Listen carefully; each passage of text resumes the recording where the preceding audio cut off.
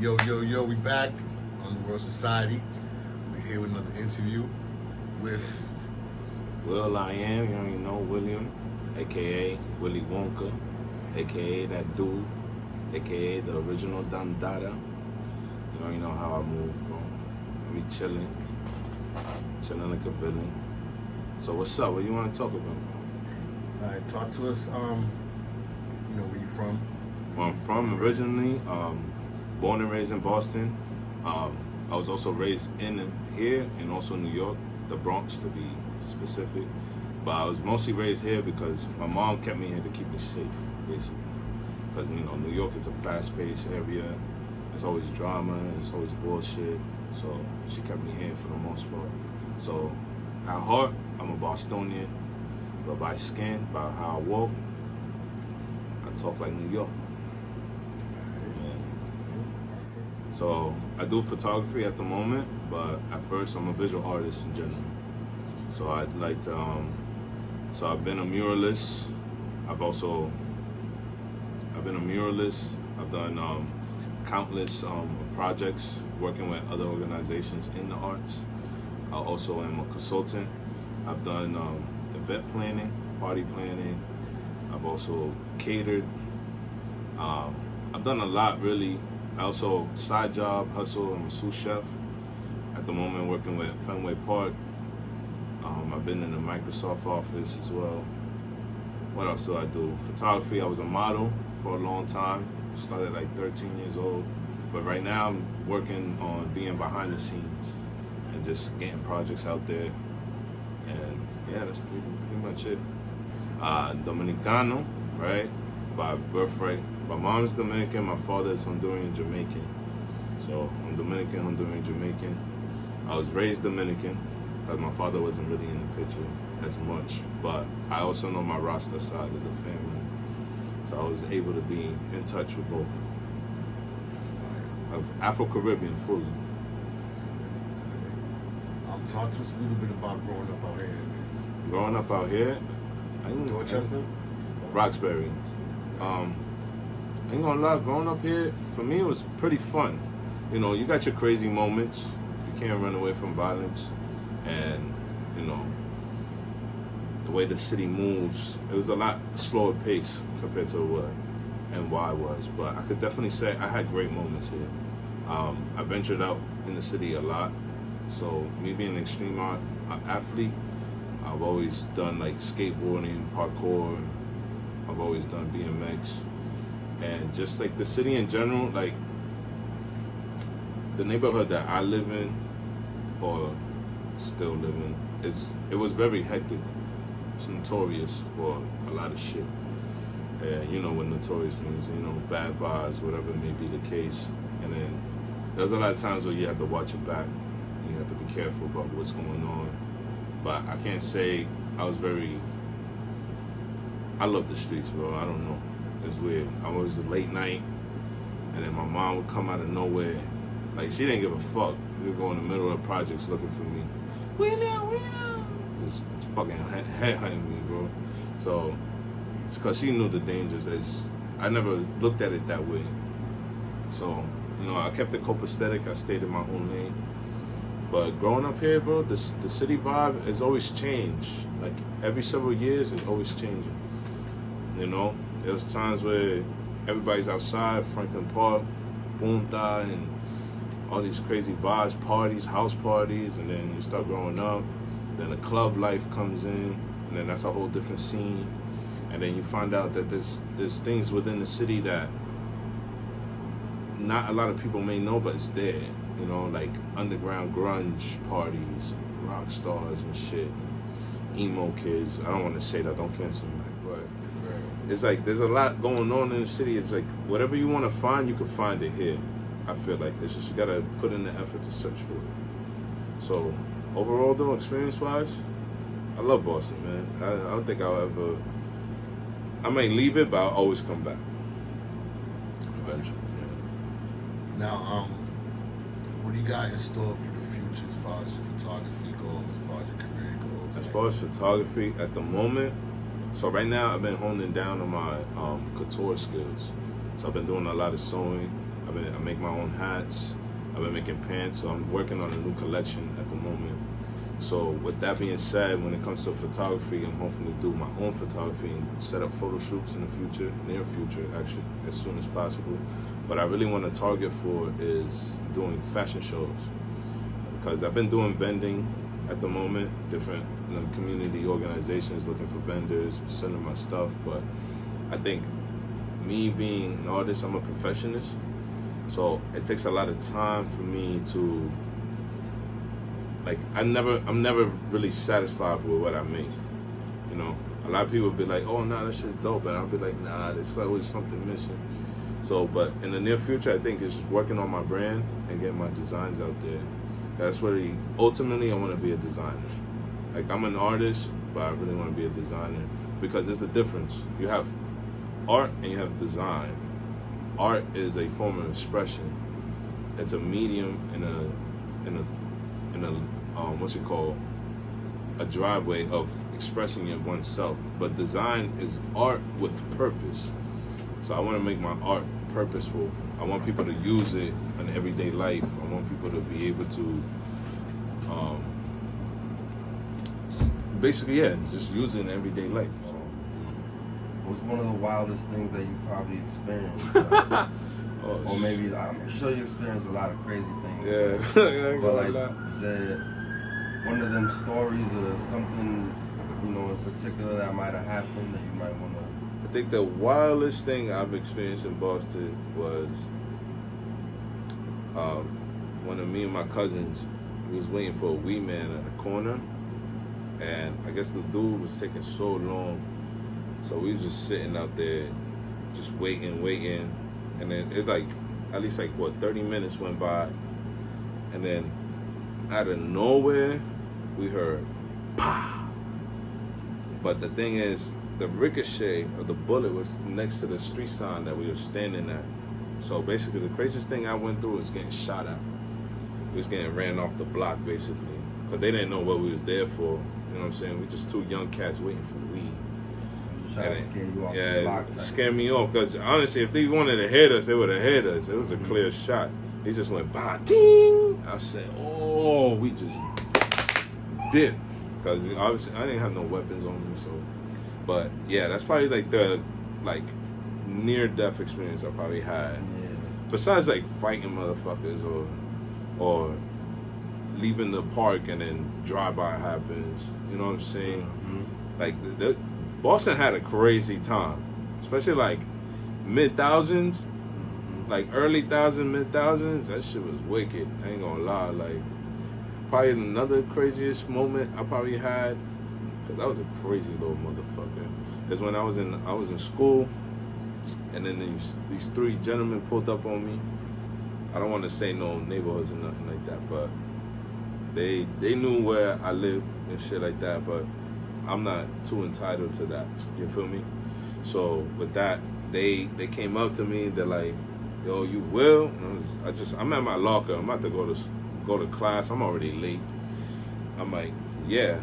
And then they just came up to me like, "Yo, what's up? I heard you from so and so, this and that." I was like, "Yo, honestly, I'm not set in. So if you got a problem with me, make it personal." And these are three seniors. I'm like a fucking freshman. I don't know nothing about nothing. You know what I'm saying? I'm just chilling, copacetic, bagging bitches. But fucking yo, they looked at me like, "Yo, this kid is wild." But at that moment though, I was afraid. I'm not gonna say I wasn't, because I'm Dolo and you got these three grown-looking motherfuckers about to attack me. If I said the wrong thing or if I try to, they looked at me. They're like, "Nah, don't leave them alone," because they saw I was ready to fucking slice and dice, nigga. Yeah. I was on. Back down, so They had to respect it. So that's probably the two craziest moments. Other than that, my crazier moments is being in New York. You know, street balls and fucking seeing fucking yo. But we're not talking about it. We're talking about Boston. Nah, we can talk about that. Fucking yo, shit. I was walking back from the deli. It's 2 a.m. You know how it is. Shit don't close down. Fucking, I'm walking back, I don't want to go the long way because it's gonna take mad long. So I'm gonna take the shortcut through this block. What part of New York? The Bronx, Okay. KB on that side, West Side type shit. Fucking, I'm cutting through this block. I was told not to go down that block. Well, that street in general, but I'm like, I could just cut through real quick. Bro, first thing I see, bro, this OG dude. He got this little man's. He's like, yo, you owe me money. What the fuck is it at? He's like, I got you. I was like, nah, fuck that shit. It's been too late. I'm over here with a sandwich in my hand, about to cut through. But this is when I go ninja mode, because I don't want them to hear me and then the attention on me. And and I stop at the corner, bro. The dude grabbed the homie, put him on the curb, made him bite the curb. Took his whole grill out, just stomped him. I said, oh, shit. To the curb and just stomped him, made him bite the curb, basically, because I guess whatever issues they were having. Bro, I was just glad I didn't get caught with that. But to see that in real life, bro, his whole grill was out. And it was like some OG to a little homie. Like, I was like, what the fuck? That shit was wicked. I'm glad that wasn't me, though. Shit. I don't like trouble, though. I ain't gonna lie.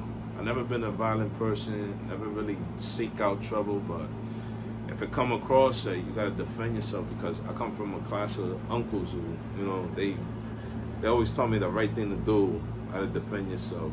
Like, they were teaching us how to box and shit and all this crazy shit. But other than that, I don't look for this shit. I don't like it. Violence is not my shit, but the get down is the get down, bro. You never know when it can happen. You know, it's just crazy shit. But that's one of the main reasons why my mom kept me in Boston, really, to keep me away from that fast lifestyle, like that street shit, that bullshit, bro. I honestly, I don't condone it, but I wouldn't say that nobody, if you're met with those circumstances and that's the way you have to survive, just be smart about it and go through it. Like, it's all respect, you feel me? At the end of the day, it just. So, you got any advice to give anybody that's in the same entertainment business as you, in the photography game? Well, in the photography game, I say create your own projects. Don't depend on people hiring you or waiting for people to hire you. Create your own projects. That's definitely in the photography game. When it comes to the modeling game, be comfortable with yourself. If you're not comfortable with yourself, you're gonna underperform. Because you're gonna always think you're ugly, you're always gonna think you walk weird. No, be comfortable with yourself and then you can perform a lot better. But in artistry in general, always create your own projects. Don't wait for a project. Always that right there, because then that creates your resume. That creates your nobility. People can see that, oh, he has the talent. Oh, she has the talent in order to create. So with that being said, put your foot forward. Don't wait for the door to open. So the struggle, so everybody has a different story, right? So you will grow up, you'll see that certain people change. And when they do change, you have people who struggle with addiction, right? They get hooked on, they get badly influenced. Because what they say is hurt people, right?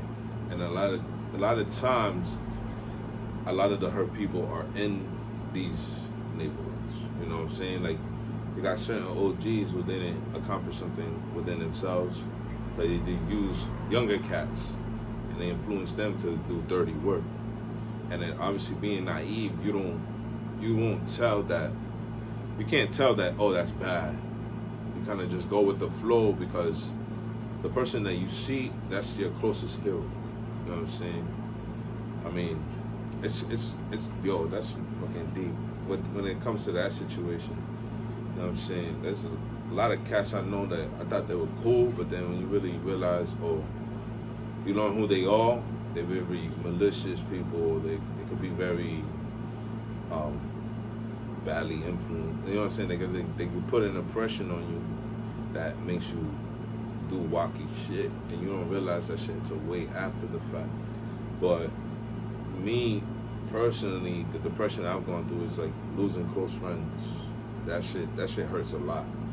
And then when you're young, you're not thinking about like, damn, that happened to that person, because you're just thinking like, damn, but it's too close to home.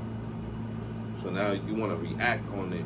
So you're kind of not thinking. You're just brainless out in the streets and shit, just doing whatever you think you can. Like, everybody wants to be their own superhero in a sense. But I started learning a while, like, some people put themselves in those predicaments, and then you can't always be at fault. You can't take their fault upon you, because if you do that, then you're just gonna lead the wrong direction. You know what I'm saying? And then, but in these neighborhoods, it's hard to find a craft or expressing yourself. It's very difficult within these communities, because a lot of OGs are already heard. They live a reality that you have to either work, you have to be mean in the streets, you have to you gotta do whatever is necessary. But then you being a young folk, you're like, damn, I want to be a ball player. And then you got people like, that shit ain't gonna make you no money. Damn, I want to be an artist. That shit ain't gonna make you no money. Everything lies down to that. That shit ain't gonna get you out and shit. I mean, society has changed now. Obviously, there's an avenue for everything now. It's more acceptable. But in those days, it wasn't like that. It's like, and then also, you don't get a chance to grow up. You're like 6, 7 years old, already going to the grocery stores, buying groceries for the crib, fucking trying to find some type of means of eating tomorrow. You know what I'm saying? Or you got parents that already tapped out, and they can't really do much for themselves. You know what I'm saying? Like I had episodes with my own mother and shit, and uncles. They tap out, and then you kind of like, damn, what the fuck to do now? And then like you're depending on these people who kind of just already haven't found their way. But it's never too late to find your way at the end of the day. Because you got 50-year-olds going to college now, you know what I'm saying, trying to change up somehow. But I feel like for me, like, I never had my pops, right? But my father figure was my grandfather. And then when he passed away, I was 12 years old. I was like 11, 12 years old. I went crazy, bro. Like, I'm in the streets later than I'm supposed to be, hanging out with the homies, you know what I'm saying? I'm not saying I was looking for a father figure, but I was looking for like that male presence, like my machismo, whatever he had, because that nigga was swagged out, bro. But for me, I went crazy and started smoking weed, drinking liquor. No one influenced me to it. I think it was the pain. I didn't know how to deal with that pain or situation, so I looked for things to distract me. So looking for those distractions, that's what fucked me up. But then, I mean, I always had a head on my shoulders, always had people. Good. When you have good people behind you, sometimes, even being in those living situations, you probably could find a better way to go. But depression is, I'm going to say this, I think depression is a mindset. It's a moment in time. It's not forever. You have to consider whether you are depressed or not. You know, a lot of people self-diagnose themselves. They don't really understand, or they don't know themselves well enough to get out of those states. So depression is a moment in time. You have to find what you love, what you like, and then build on that. And then that's another problem in our neighborhoods. Like, I remember there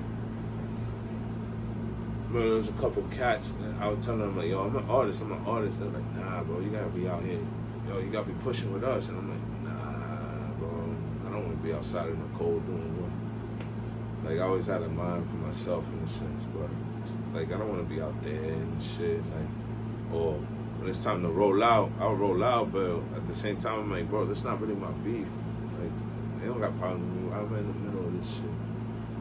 And so I just stayed doing my art, or stay with friends who had like minds. You know what I'm saying? Like, we just outside playing manhunt, doing, innocent shit. when it's time to get dirty, get dirty. I'm not gonna say like I'm some angel, but at the same time, I never inspired that. Like that's my end result. I always felt like there's something else I could be doing, bro. You know what I'm saying? Ended up getting featured in the museum and shit, and I was like, that moment right there when I got featured in the Museum of Fine Arts for my project. That's when it opened my eyes. I was like, yeah, there's an opportunity. Talk to us about that. What? That was dope. I mean, it was my art teacher in middle school.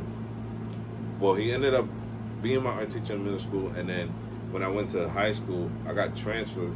So freshman year, I was at Westie, and then my mom tried to go to New York, so I got transferred out. But then my mother didn't want to keep me there, and then when we came back, they transferred me to Brighton. And then eventually, the year after junior high, that's when my same art teacher that was in middle school came into high school. And he already knew my talent, and I already knew my talent as well. But he kind of, thanks to him, Mr. Plunkett, Chris Plunkett, dope-ass artist, bro. Fucking thanks to him, I was able to see, he was able to, like, build me in a way to notice that I have that talent. And then I guess there was an exhibition, and then he put a couple of the students into the exhibition at the Museum of Fine Arts. And then right there, that's when I was like, it's really an opportunity for this shit. That's where the money's at. Your craft is your money. That's a fact. Whether you're an athlete or creative, that's where it's at. If it's not for that, then there's nothing else you could do. You feel me? And I feel like that's the problem. A lot of people don't know. They don't know what they could do. So they just, follow the leader, like, type shit. You gotta know yourself before you can do anything. And then that's the cure of depression, knowing yourself. And then, like, also living in these situations, bro, you got PTSD too. Like, when I walk around, I'm always on the swivel.